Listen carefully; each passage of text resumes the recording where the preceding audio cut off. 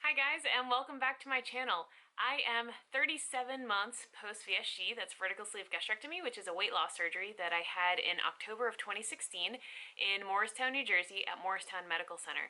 My high weight starting weight day of surgery was 265. I'm 5'8". I am now 33 years old. 2 months ago I came to you at like 198. Last month I was 206. Today I am 189. So, let's back up a little bit. It's been 3 years since my VSG. If you're new here, welcome. If you've been around for a while, thank you so much for watching. Gosh, you guys, it means the world to me. Yeah, so a little bit of a rewind. In my first 14 months post VSG, I lost 100 pounds. I reached my goal weight of 165, which is the high end of normal BMI for my height. That was December of 2017. As a gift to myself, I decided to start training for a triathlon. I did an Ironman 70.3 in September of 2018. So I trained for 9 months, did the race. It was amazing. So that was kind of my second year post-op, and the whole year basically was devoted to triathlon training. I gained, I don't know what, like 15-ish pounds that year. So yeah, I think I lived like in the mid 180s during triathlon training. And then since the triathlon, I guess now it's been about a year. This is my third year post-op. And last month I found myself at 206, which was 41 pounds of regain, you guys. Like, that's crazy.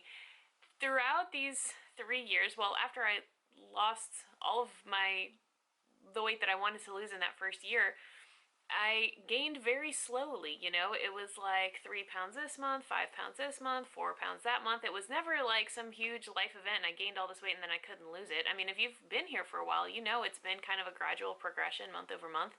And when I saw 41 pounds, I don't know, something like shifted in me, because it's only been 2 years since I've stopped losing weight.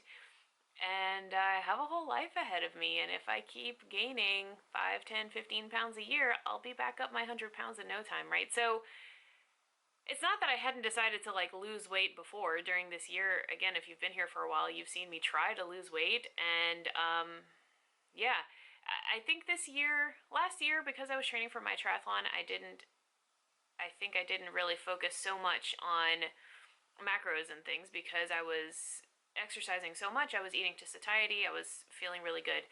But this year, I've decided I'm going to be at this caloric level and I'm going to work out this much, and that wasn't working. Okay, well, I'm going to eat more. I'm going to eat less. I'm going to work out more. I'm going to work out less. And like, I tried all these different things and I never really found what worked for me. If you remember, I moved from New Jersey back to New Orleans, where I'm from, in June. I did like 2 months of what, strict maybe 16 to 1800 calories. I was exercising a lot and I wasn't losing weight. I was maintaining, which is weird. And then I went to Mexico for 2 months and I wasn't tracking macros, still eating keto, and I lost like 3 pounds. And then from like 201 to 198. And then I've been back from Mexico for about a month and a half. And for the first like 3 weeks that I was back, I just ate whatever. Like, I was just like, I don't know where my mind was. I just ate whatever. I mean, not terrible, but not great. And then, by pure coincidence, this challenge popped up on Instagram. It's the Carnivore Hard 75 Challenge. There's some motivational speaker, I don't know, who created this 75 Hard Challenge. This is kind of like a riff off of that. Basically, for 75 days, you eat carnivore, which is defined as meat, eggs, dairy, salt, and water. So no sweeteners of any kind, no nuts, nut butters, almond flour, coconut flour, any of that. And it has several components, right? So one of them is eating carnivore. The other one is 16/8 fasting. Also some like gratitude and mindset things. Also 30 minutes of intentional movement. So it doesn't have to be like gung-ho exercise. 15 minutes of which have to be outside. So that challenge was started by this lady named Judy. Her handle is Nutrition with Judy on Instagram. And the challenge was set to start October 18th, run 75 days through the end of the year. And I decided to join because I thought it would be easy. I don't like challenges, you guys. I don't like feeling like I have to do something that I don't want to do. I don't like feeling accountable to other people. I like to do things for myself. Like, I'm not a challenges kind of person. But honestly, I eat so close to carnivore anyway, I thought this wouldn't be so hard. So I started the challenge October 18th. I weighed in at 206. Today, 5.5 weeks into the challenge, I weighed in at 189. So I am 17 pounds down, which is crazy. Like, absolutely crazy. I have been in a caloric deficit, but it has been easier for me to stick to this caloric deficit because I'm eating carnivore, because I'm not eating nuts and nut butters. That's been the hardest thing for me to cut out. Because those things, even though they're not bad for you, they cost you a lot of calories and they don't fill you up, you know. So the good thing about carnivore is that the things that you eat are very filling, so it's easier to eat fewer calories. And at the end of the day, calories are what determine weight loss. You know, there are many things that might affect how you consume calories, how you expend calories, but at the end of the day, it's calories that matter. So I have been feeling really, really good for the last 5.5, almost 6 weeks on this challenge. And as I was thinking through the timing of it, because everyone's doing it kind of together on Instagram, I mean, several people are doing it together on Instagram. I was thinking through the timing of it, and I remembered that one of my cousins is coming in town. He's coming to New Orleans for the first time ever for Christmas. And my thought was like, oh, we're going to be going to all of these really good restaurants, and I guess I'll just eat like steak or fish. It's fine, no big deal. That was the only like challenge in my mind scheduling-wise that I thought of. Somehow I forgot or didn't think about the fact that we were going to India for 2 weeks. We leave today, and a lot of the places that we're going to are majority vegetarian, so that's going to be tough. I'm going to do my best. I will take you along for the ride if you're interested in seeing what I eat while I travel in India. And then after that, it just kind of popped up that my brother-in-law and sister-in-law, niece and nephew, are going on a cruise in early December, and we're going to be joining them for that as well. I think the cruise, doing carnivore on the cruise won't be hard. But yeah, so I'm 40 days into the 75-day challenge. The first 40 days really haven't been so bad. The next 35 days are going to be tough. But I'm feeling so good about the results I'm seeing, both physically and mentally. You know, this has been really like a mental fortitude challenge. A, resisting the foods, and B, the 16/8 fasting, just like scheduling things appropriately.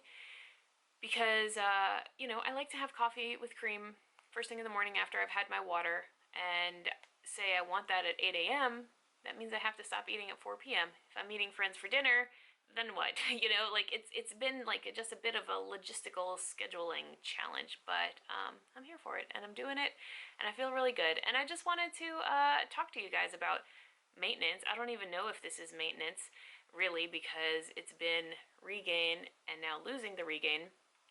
But I think it's tough. You know, a lot of people out there in the VSG world talk about how like your first year to year and a half is your losing phase, and then maintenance, and maintenance is so much harder than losing. It's so much harder than the surgery, and I didn't really believe that.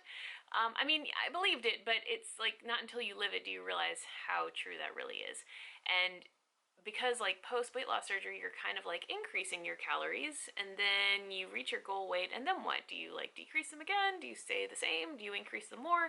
And just like finding that level has been tough for me.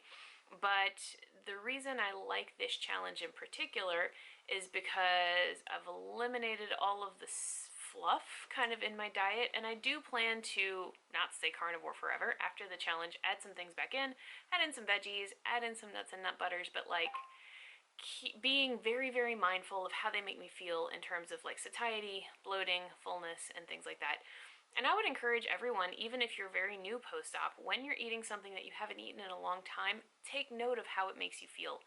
Again, in terms of bloating, satiety, I don't know, headaches, whatever, like physically and mentally, how certain foods make you feel. And I think that's really the key to transitioning from a diet mindset to a lifestyle mindset. Because, for example, I don't eat bread. Like, I don't even think of myself as like being on keto. This is just the way I eat now, right? Bread is just not the kind of thing that I eat. I don't eat pasta, I don't eat rice. but I don't feel like, oh, I wish I could have those, but I'm on the keto diet, so I can't. Instead, I feel like, I could have those, but I don't really want to. And the reason I don't want to is because I know they don't make me feel well, you know? So that, this whole time has been the key for me to maintaining the diet or lifestyle that I want to maintain. And I think it's important to continuously reassess that, to not just like sit back and be like, oh, well, I eat this way and I'm good now, because I think, not that old habits can slip back in, but that sometimes things might get away from you in a way that you're not necessarily realizing. So in my case, I think I was going a little heavy on the nuts and nut butters. I'm not really a sweets person, so I don't do a lot of like keto baking or things like that, but I think it's good to once in a while kind of go back to the basics, and not necessarily like a pouch reset or like an all liquid diet or just soups or whatever, but eat basic things, and then for a while, not like a day or two, but like weeks, and then add in a few things and see how they make you feel. And I think that's going to be, I'm learning this lesson now, I think that's going to be an important thing for me to do kind of throughout the rest of my life. Just once in a while, come back to the basics and then see what value I find in adding things back in. Because it's possible that I'll take a bite of peanut butter and be like, not worth it. And then I don't feel like, oh, I wish I could have peanut butter, but I just can't because I'm on carnivore or whatever. At least at that point, you've like made the conscious decision that that's not something that you want in your life. Similar to the way I've already made the decision of like, I don't really want bread, rice, pasta, fruit, candy, cereals. Like, if I wanted to, I could. I'm not going to die. The world's not going to end. I'm not going to gain 100 pounds from eating a box of cereal, but I'm not going to feel good. And so I like actively don't want that.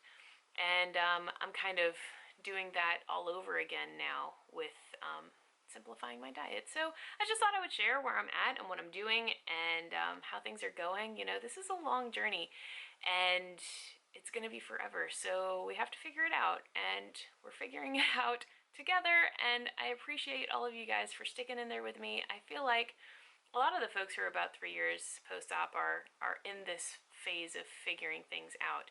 And it's tough, but we can do it. And I just thought I would share what's been working for me. I'm not necessarily advocating that everyone do carnivore. I'm just saying, like, take some time to assess what you're eating and maybe go back to basics for a little while and then add things back in. I have found that to be very helpful.